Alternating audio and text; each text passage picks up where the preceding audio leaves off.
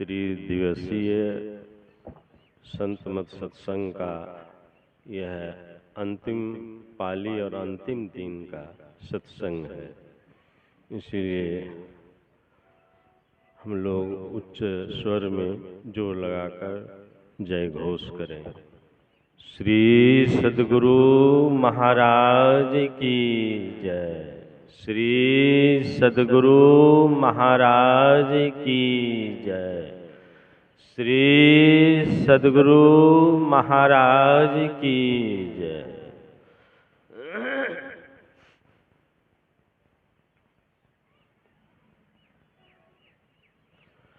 मंगल मूर्ति सद्गुरु मिलवे सर्वाधार।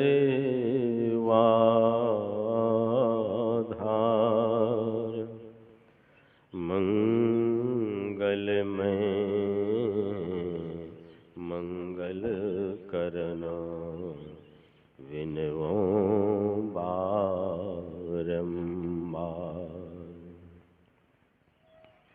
धन्य धन्य सद्गुरु सुखदा महिमा कही न जाय। जो कछु कहूँ तुम्हारी कृपा मोते कछु न बसाय। अव्यक्त रूप में सर्वत्र विराजमान परमाराध्य सद्गुरु महाराज के पावन चरणों में कोटि कोटि नमन।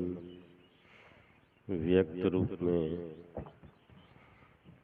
पूज्य महात्मागण, सज्जन वृंद, सत्संग प्रेमी महान भावों तथा भक्तिमती माताओं एवं बहनों, सबों को मेरा प्रणाम।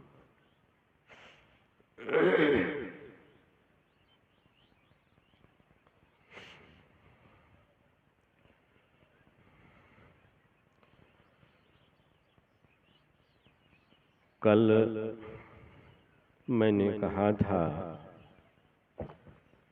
कि संत मत के सत्संग में बहुत विषय के बारे में सुनते हैं। ज्ञान, वैराग, भक्ति आदि आदि विषय के संबंध में। उन विषयों में सर्वश्रेष्ठ विषय क्या है? परमाराध्य सद्गुरु महाराज का वचन है। उन्होंने अपने प्रवचन में कहने की कृपा की है कि सर्वश्रेष्ठ विषय ईश्वर दर्शन है। सर्वश्रेष्ठ सत्संग का सर्वश्रेष्ठ विषय ईश्वर दर्शन है, संत मत सत्संग का। यह सर्वश्रेष्ठ विषय, यही हम लोगों का लक्ष्य है। इस लक्ष्य को नहीं भूलना चाहिए कि हम इस संत मत सत्संग में किस उद्देश्य से आए हैं। अगर इसको हम भूल जाएंगे तो मूल को ही भूल जाएंगे। इसलिए इसे अवश्य याद रखना चाहिए। सर्वश्रेष्ठ विषय ईश्वर दर्शन।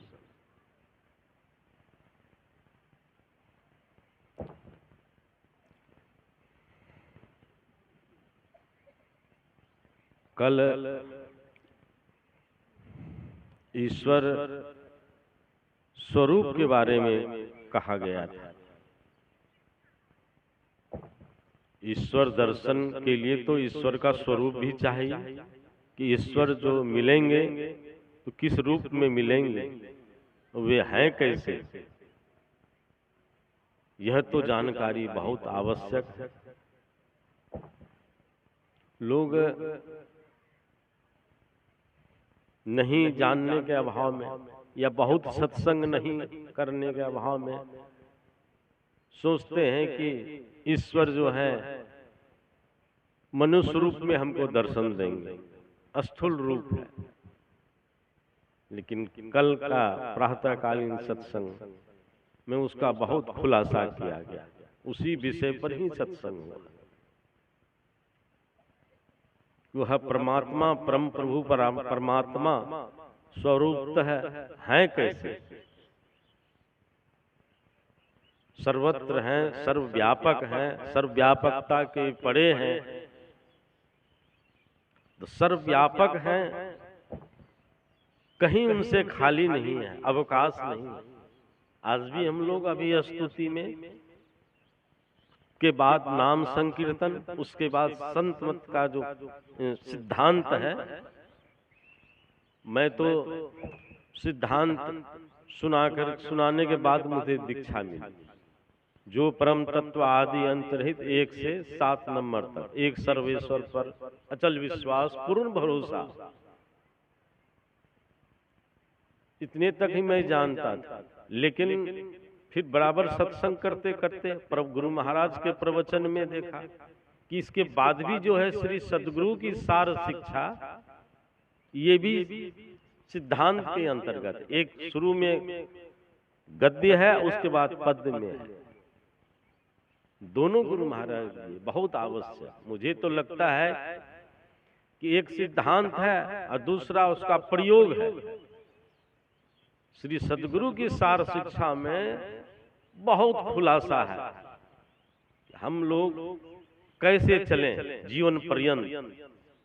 पहले तो भजन भेद लेने के पहले सिद्धांत याद करके आना पड़ता था। उस समय याद करके सुना दिया गया, दीक्षा भी मिल गई। अब उसको रोज देखते हैं, दोहराना पड़ता है रोज। बहुत महत्व का है। जो पाठ रोज दोहराया जाए कितना महत्व का होगा।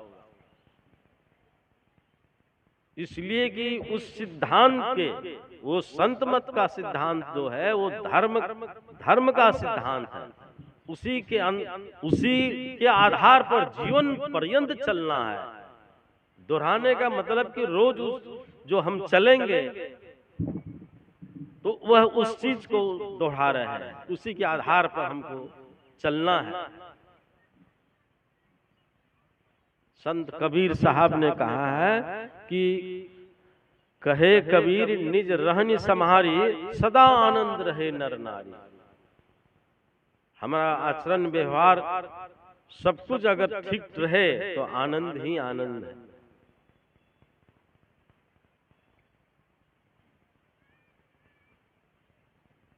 तो हम लोग अभी जो पाठ हुआ है, निज तन में खोज सज्जन बाहर न खोजना, तो मैं कह रहा था परमात्मा ईश्वर दर्शन के बारे में। तो ईश्वर परमात्मा सर्वेश्वर बहुत नाम से लोग पुकारते हैं, है एक ही है, एक है, अनेक नहीं है। तो जब सर्वत्र है तो बाहर भी है, हमारे अंदर भी है, उनसे कहीं खाली नहीं है। तो सबसे नजदीक जब हमारे अंग संग में है तो मेरा भी बासा हमारे अंदर है। जो हम जीव हैं उसका बासा 2 आंख के बीच में है, जीवात्मा का बासा। परमात्मा भी सर्वत्र है तो हमारे अंदर में भी है। तो इससे नजदीक क्या हो सकता है? हम बाहर क्यों खोजने जाए जब हमारे अंदर में भी है। इसलिए अभी सुन रहे थे परमाराध सदगुरु महावचन में, खोजो पंथी पंथ तेरे घट भीतरे, तू अरु तेरो पीव घट ही अंतर। बाहर खोजने की आवश्यकता नहीं है।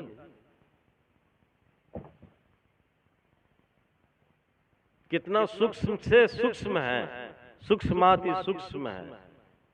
अंदर में चलने के लिए अपनी वृत्ति को सूक्ष्म बनाना पड़ेगा। इसीलिए ध्यान किया जाता है। कोई महीन अक्षर तब लिखते हैं जब मोटे मोटे अक्षर को वो अभ्यास करते हैं, मोटे मोटे अक्षर का अभ्यास करते हैं, तब धीरे धीरे महीन से महीन अक्षर लिख लेते हैं। उस अंदर में प्रवेश करने के लिए साधना है। आप लोग आज तीसरा दिन है, सुनते होंगे कि पहले संत मत की साधना उस सिद्धांत के अंतर्गत भी रख दिया गया है। गुरु जाप, अभी सार शिक्षा में काही मैं दोहरा रहा हूं, गुरु जाप मानस ध्यान मानस कीजिए दृढ़ साध कर, इनका प्रथम अभ्यास कर सुरत शुद्ध करना चाहिए।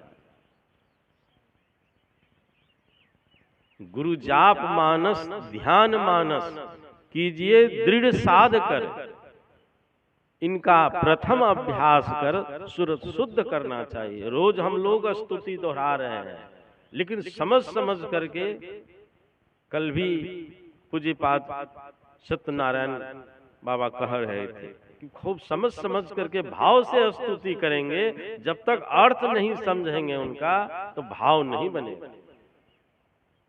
तो गुरु जाप मानस ध्यान मानस कीजिए दृढ़ साध कर, इनका प्रथम अभ्यास कर सुरत शुद्ध करना चाहिए। गुरु का मंत्र का जाप मानस जप कहा गया। मानस जप मन ही मन, जब जप करते करते करते कुछ ख्याल नहीं रहे, केवल जप में ही मन लगा रहे, तब समझिए कि जप हो रहा है। और देर तक कर, 2 4 5 मिनट से नहीं होगा। अगर 1 घंटा बैठते हैं तो 15-20 मिनट, आधा घंटा विशेष विशेष जप में ही लगाएगा। मन समेट में आएगा तब ना आगे की क्रिया आपको करने के लिए योग्यता होगी। तो मंत्र जो है इष्ट का आह्वान किया जाता है, उसी से संबंधित जप है। तो मंत्र जप करते करते करते, लेकिन ध्यान में जो है कमर गर्दन सिर को सीधा रखना होगा। सीधा जब तक नहीं रखिएगा, झुक करके बैठिएगा। इसीलिए कहा कि दायां पैर ऊपर बायां नीचे, बायां हाथ नीचे दायां हाथ ऊपर, कमर सीधा। तब आपका जो है ना श्वास की गति धीरे धीरे कम होगा, श्वास और ध्यान करने में भी आसान होगा, जप करने में भी आसान होगा। इसलिए कहा कि भजन जो है जवानी से ही करना चाहिए, बूढ़े में भजन नहीं होगा। हाँ, अगर अभ्यास आप जवानी से ही करते आ रहे हैं तो वो अभ्यास आपका बना रहेगा, तो बूढ़े में भी आप वृद्ध अवस्था में भी कर सकते हैं। अब ख्याल कब क्या हो जाएगा ठिकाना है। गुरु नानक साहब की वाणी में है कि नह बालक नह यौवने नह वृद्धि कछुबंद, वह अवसर नहीं जानिए जब आए परे जमफंद। यहाँ जितने बैठे हुए हैं ऊपर या नीचे, सबका आयु निश्चित है, लेकिन सबका आयु एक समान नहीं है, एक समान नहीं है। कोई माँ के पेट में ही मरा हुआ निकलते हैं, कोई बाहर, कोई किशोरावस्था में, कोई जवानी में, अब बुढ़ापा में तो सबको जाना है, लेकिन निश्चित नहीं है। ये इसलिए यह नहीं समझना चाहिए कि आज नहीं कल भजूंगा, आज कल के करत ही अवसर जासी चाल, कब जम आ जाएगा ले जाने ठिकाना नहीं। इसलिए भजन जो है आरंभ कर देना चाहिए, रोज नित्य नियमित रूप से करना चाहिए। तो मैं कह रहा था निज तन में खोज सज्जन, बाहर न खोजना, अपने ही घट में हरि है अपने में खोजना। तो यह दर्शन परमात्मा का अंदर प्रवेश करेंगे। मानस जप के बाद मानस ध्यान, जब कोई ख्याल नहीं आवे, जप ही हो, तब मानस ध्यान करना चाहिए। मानस ध्यान के बारे में शिव नारायण स्वामी के वचन में है कि निहारो यारो गुरु मूर्ति की ओर, गुरु मूर्ति सूरति बिच निरखो, तब उर होत इंजोर, निहारो यारो गुरु मूर्ति की ओर। अंदर में गुरु की मूर्ति जो हूबहू उगाना चाहिए। अगर हूबहू आ गया तो समझिएगा आप दृष्टि योग साधन करने की क्षमता हो बन गई। अगर नहीं ख्याल में आवे, इसीलिए कहते हैं कि सब काम को करते हुए भी मानस जप, मानस ध्यान करते रहना चाहिए। अपने इष्ट का, रूप का बराबर ख्याल करते रहना चाहिए। हर काम के साथ भी जब भी करना चाहिए। और एक नाम और एक रूप। पूज्य साहिब स्वामी जी महाराज कहते थे, एक ही नाम और एक रूप का। गुरु महाराज का भी कई अवस्था का रूप है, लेकिन एक अवस्था का रूप आप जिसमें मन लगा कर रखेंगे, बराबर स्मरण करेंगे, वो ज्यादा उत्तम होगा। तो निहारो यारो गुरु मूर्ति की ओर, गुरु मूर्ति सुरति बिच निरखो, तब उर होत इंजोर। निहारो यारो गुरु मूर्ति। पहले सर्वांग पूरे चरण सहित ऊपर से नीचे, उसके बाद मुखार बिंद का करना चाहिए। फिर और से सिमट करके आकाश में शून्य में ध्यान करना चाहिए। जब हम लोग आंख बंद करते हैं तो अंधकार ही अंधकार देखते हैं, तो वहां उस अंधकार में बाएं दाएं ऊपर नीचे सब और अंधकार है। तो कहते हैं सिमटी दृष्टि से देखना चाहिए, फैली दृष्टि नहीं, पूरा अंधकार नहीं। तिल से भी, जो काला तिल है उससे भी छोटा, उस पर ठीक सामने मध्य में वृत्ति, लेकिन मध्य में होना चाहिए सामने। क्योंकि बाएं जो है ना वो तामसी वृत्ति है, दाएं राजसी वृत्ति है, और मध्य में बीच में सात्विक वृत्ति रहती है। उसमें आपका ध्यान में मन लगेगा। अगर सूरत कहीं चला जाए तो फिर वहां से लौटा करके। इसीलिए गुरु महाराज पदावली में सब लिख दिए हैं कि जह जह मन भगी जाए, ताहि तह तह से तत्क्षण फेरी फेरी ले आए, लगाए धे में आपन। तो सूरत को वहां जो है लगाना चाहिए सिमटी निगाह से, सिमटी निगाह से। और एक टक, जब सिमटी निगाह हो जाए तब एक टक लगाना चाहिए। एक टक लेवे ताक सोई है पीव की प्यारी। जो एक टक लगा लेंगे समझिए परमात्मा का प्यारा हो गया, सिमटा होने लगेगा। और आज्ञा चक्र में प्रविष्ट करेंगे, बिंदु तारे आदि चंद्र सूर्य का दर्शन करेंगे। तो यह सिमटाव का साधन है। सिमटा होंगे तो उधर जो है सूक्ष्म से सूक्ष्माति की ओर, परमात्मा की ओर बढ़ेंगे। ऐसा साधन करते करते जो है एक न दिन अवश्य परमात्मा का दर्शन होगा। उसमें मिलकर के एक में हो जाएंगे, जानत तुम्हें तुम्हें हो जाएगा। यह काम हम लोगों को नित्य नियमित रूप से करना चाहिए। अपने कल्याण की ओर ले जाने का यही रास्ता है। बोलिए श्री सद्गुरु महाराज।